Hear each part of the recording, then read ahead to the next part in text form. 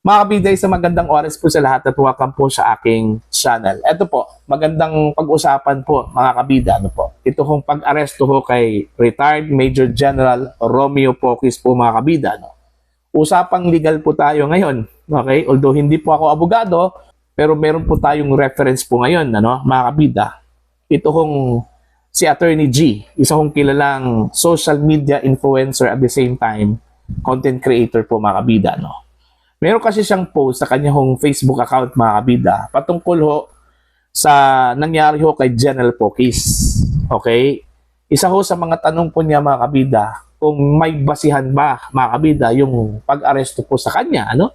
Although meron po siyang arrest warrant dahil ho sa inciting to sedition, ano, mga kabida. Ang question kasi dyan kung may seditious acts ba na ginawa ito hong si General Pocis. Ano po? Ito yung paliwanag po mga kabida, no?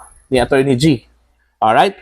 Ang kanya hong title sa kanya hong post, idinaan po niya sa tanong, ano, mga kabida. Karapat dapat bang arestuhin si retired General Pocis for inciting to sedition dito? Alright? Ito po, no? Ang krimeng inciting to sedition ay may 4 na elemento. Meron dang 4 elements ito kung inciting to sedition po, ano, mga kabida. Ano-ano po ito? Number 1, may panawagan sa publiko na gumawa ng seditious acts, ano? Ano po yung mga seditious acts po, ano? Katulad ng pagre-rebelde o pagwi-withdraw ng suporta laban sa gobyerno. Yun yung seditious act po, ano, mga kabida. Okay? Number 2, ang panawagan ay in public, meaning yung magwi-withdraw po ng suporta, mga kabida, at pagre-rebelde, dapat in public yon para pasok po doon ho sa seditious act, mga kabida, no? Okay? Or sa pamamagitan po ng mga talumpati, panunulat, kasama na po rito ang pagpo-post sa social media. So, sa madaling salita, public in nature po, ano, mga kabida, yung seditious act na yon. Alright?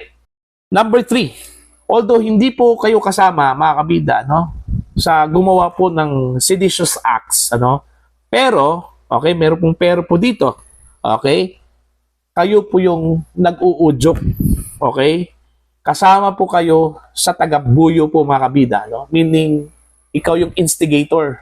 So, pasok pa rin sa seditious act yun, ano, mga kabida. Number 4, okay? Alam na alam mo mga kabida na yung ginawa mo ay isang krimen. Subalit, patuloy ka pa rin, ano? Hindi mo pinigilan ang sarili mo. Ginawa mo pa rin yun, ano, mga kabida. Okay? Yun yung 4 na elemento na dapat tandaan daw natin mga kabida sa inciting to sedition, ano po, according to Attorney G, ano po. Okay? Base sa mga nasabing elemento, masasabi po nating pasok sa unang 3 ang ginawa ni General Pocis noong kasagsagan ng protesta sa bansang ito, ano, mga kabida. Doon kasi nag-ugat po mga kabida yung kasong inciting to sedition po, ano, yung kasagsagan po ng kilos protesta. Kung naalala po ninyo, unang-una po noong Setyembre, tapos nasundan po ito mga kabida noong November, ano, 2025. Ito po'y patungkol ho sa talamak po mga kabida, no, na corruption sa flood control projects, ano, na kung saan ang dami hong sektor po ang lumabas sa kalsada at nagprotesta po mga kabida, ano po, no? So doon po nakitaan daw ito hong si General Pocis, ano, doon sa kanya hong seditious act. Kumbaga, inciting to sedition daw yung kanya hong ginawa, ano, mga kabida. Nananawagan di umano, ano, doon po sa mga active members ng Armed Forces of the Philippines na mag-withdraw na po, ano, ng kanilang suporta kay Pangulong Ferdinand Bongbong Marcos.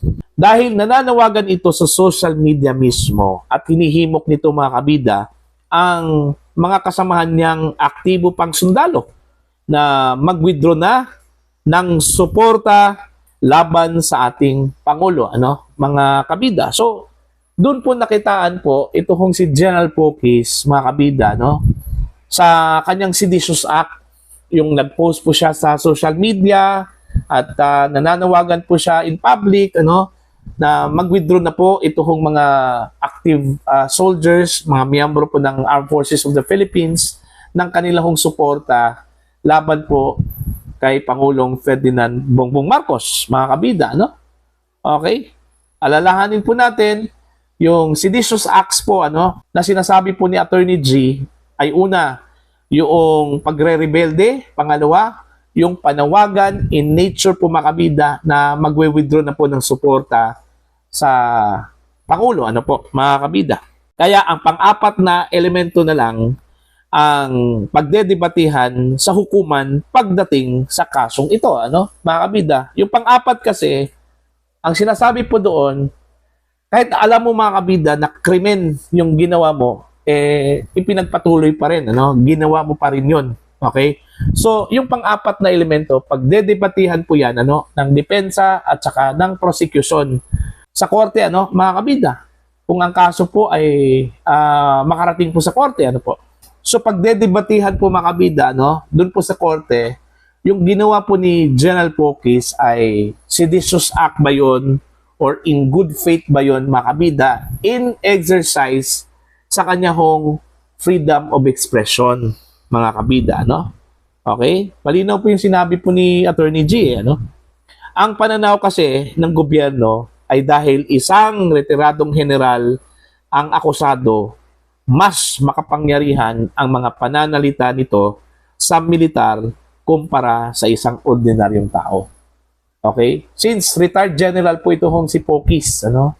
At may malawak na po na impluensya sa Armed Forces of the Philippines, natural po, pakikinggan po yan, ano? Mga kabida ng mga aktibong sundalo kaysa dito ho sa ordinaryong tao lang po, ano? So, meaning, yung accountability po, mas mataas po, mga kabida, no? Dito ho kay General Pocis, kung ikukumpara po natin sa isang ordinaryong tao na inakasuhan po, mga kabida, ng inciting to sedition. Alright? At ayon naman kay General Pocis mismo, isa lamang siyang matandang dating sundalo na nadala ng kanyang damdamin dahil sa matinding nakawan na nagaganap sa gobyerno, ano, mga kabida. At ang desisyon ng korte dito ay magdedepende na ngayon sa mga ebidensyang mailalabas ng dalawang partido. Ibig sabihin po, mga kabida, magdedepende yung appreciation po ng huwes dito, ano, sa mga ebidensyang ilalatag po both camps, no? Prosecution at saka yung defense, ano, mga kabida. Which is which? Ang mangyayari po niyan, ano? Kung matibay po ang ilalabas po, mga kabida, na ebidensya po ng prosecution na talagang gumawa po ng seditious act ito hong si General Pocis, doon po papanig, mga kabida, ang huwes, ano? Pero kung malakas ang ebidensya po, mga kabida, ng depensa na talagang in-exercise lang po ng kanyang karapatan, okay, to speak and his freedom of expression, okay, doon papanig po ang huwes, mga kabida. So, sa madaling salita, magdedepende po yan, mga kabida, sa appreciation po ng huwes, ano? Based doon ho sa mga ilalatag na mga ebidensya, mga kabida, dyan po sa korte. Okay? Eto, tuloy po tayo. Although ang ating karapatan sa malayang mamamahayag ay dapat laging nire-respeto, may limitasyon ito. Lalo na kung ikaw ay isang sundalo o dating sundalo, mga kabida, no? Kaya habang inaabangan natin ang kahihinatnan ng kasong ito, may paalala ako sa inyo. Meaning ito kong si Attorney G. Paalala po ito sa lahat, mga kabida, no? Malaya po tayong murahin ang ating gobyerno. Malaya po tayong hingiin na mag-resign o i-impeach ang mga taong ito. Malaya rin po tayong hilingin na ikulong ang mga lahat ng kurakot sa loob nito. Dahil maliwanag po nasakop ng ating karapatan sa malayang pamamahayag ang mga pananalitang ito, mga kabida. Basta hindi lang po pumasok doon ho sa inciting to sedition, mga kabida. Kahit na po yung sasabihin po natin na dapat mag-resign na po si Pangulong Marcos, dapat bumaba na po si Pangulong Marcos, mga kabida, sakop pa rin yon sa ating malayang pamamahayag, mga kabida. Pero yung pagre-rebelde, paghihimok po, mga kabida, na mag-withdraw na po ng suporta, laban po sa gobyerno, laban po sa Pangulo, hindi na po yon sakop sa malayang pamamahayag po, mga kabida, kundi acts of sedition na po yon, mga kabida. Okay? Maliwanag po yung sinabi po ni Attorney G. Ngunit, mag-ingat po tayo kapag pagre-rebelde o pagre-revolusyon na ang ating isinisigaw sa kanto. Dahil posible na po nating ikapahamak ito. Lalo na kung hindi tayo pamilyar sa ating mga batas tungkol dito. Ipagpatuloy po natin ang pagkakalampag sa lahat ng katiwalian sa loob ng gobyerno. Ngunit maging mautak rin po tayo sa paggawa nito at hindi puro na lang puso. Dahil mas marami pa po tayong magagawa sa labas ng kulungan kaysa nasa loob po tayo nito. Maganda, mga kabida, Okay? Malinaw po yung boundaries po, mga kabida, ng freedom of expression at saka yung sedition po. Alam na po natin kung ano po yung seditious acts, mga kabida, katulad na lang po yung pagre-rebelde at yung panghihimok po in public. Ibig sabihin po, mga kabida, yung ipapublicize mo, okay, sa social media, sa post mo sa social media, mga kabida, yung panghihimok na mag-withdraw na po ng kanilang suporta laban ho sa gobyerno, pasok po yon, mga kabida, sa inciting to sedition. Pero yung mananawagan po na dapat magbitiw na po ang Pangulo, dapat bumaba na po ang Pangulo sa kanyang pwesto, mga kabida, according to Attorney G, hindi po yun seditious act, kundi pasok po yun, mga kabida, sa malayang pamamahayan. Alright? Sana meron po tayong natutunan po sa paliwanag po ni Attorney G po, mga kabida. Para po sa inyong komento at pananaw, please comment down. Sa mga hindi pa po subscriber sa channel, please subscribe. Just click the subscribe button, click the notification bell, click all para updated po kayo, mga kabida, sa aking mga uploads. Maraming salamat po sa inyo lahat.